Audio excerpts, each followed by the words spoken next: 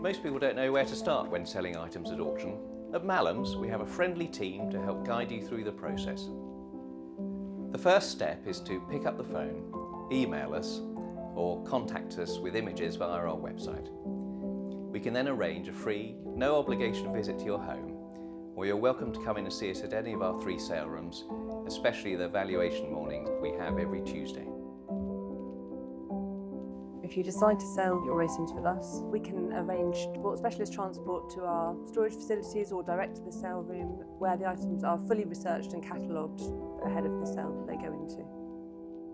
One thing that is really important to an auction house is photography. It is often the shop window for clients to decide whether they might be interested in a piece. It's a visual representation of an item that they might not have chance to handle themselves directly. So the photographer's work is really important.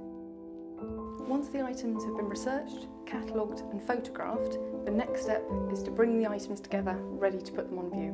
It's one of my personal favourite steps, as it's when the public finally have a chance to come and view the items in person. So yes, auction day when it comes around is really the final step in the process. It's the pinnacle of all the preparation.